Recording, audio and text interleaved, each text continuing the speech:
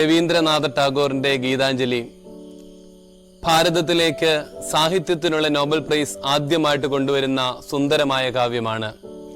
അതിലെ ഒരു ശകലം ഇങ്ങനെയാണ്: ഒരു രാത്രിയാകുന്ന സമയം സൂര്യൻ ചോദിക്കുന്നുണ്ട്, ആര് എനിക്ക് പകരം വെട്ടം നൽകും? വലിയൊരു നിശബ്ദത ഉണ്ടാകുന്നുണ്ട്. കുറെ കഴിഞ്ഞപ്പോഴത്തേന് ആ നിശബ്ദതയെ കീറിമുറിച്ചുകൊണ്ട് ഒരു കുഞ്ഞു മൺചിരാതെ പറയുന്നു, ഞാൻ പ്രകാശം നൽകാം, നിനക്ക് പകരമൊന്നും ആകത്തില്ല, ഈ ലോകം മുഴുവനൊന്നും പ്രകാശം കൊടുക്കുവാനുള്ള കരുത്തൊന്നും എനിക്കില്ല, പക്ഷെ എൻ്റെ അടുത്തുള്ളവർക്ക്, എൻ്റെ ചുറ്റുവട്ടത്തുള്ളവർക്ക് ഞാൻ പ്രകാശം കൊടുക്കാം.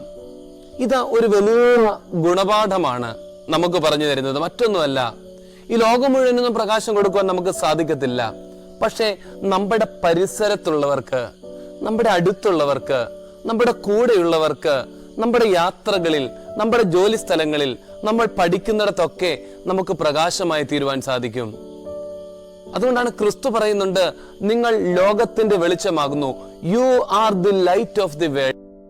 ഈ ലോകത്ത് മുഴുവനൊന്നും പ്രകാശിപ്പിക്കുവാൻ സാധിച്ചില്ല എങ്കിലും നമ്മുടെ കൂടെയുള്ളവർക്ക് പ്രകാശം കൊടുത്തില്ലെങ്കിൽ എങ്ങനെയാണ് നമ്മുടെ ജീവിതം അർത്ഥമുള്ളതായി തീരുക?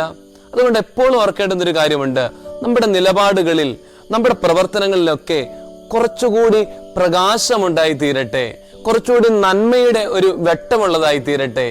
അഴിമതിയും സ്വജനപക്ഷപാതവും വർഗീയവാദവും ഒക്കെ തുടങ്ങുന്നതിന് കാരണം മറ്റൊന്നുമല്ല, ഉള്ളിൽ പ്രകാശമില്ലാത്തത് കൊണ്ടാണ്.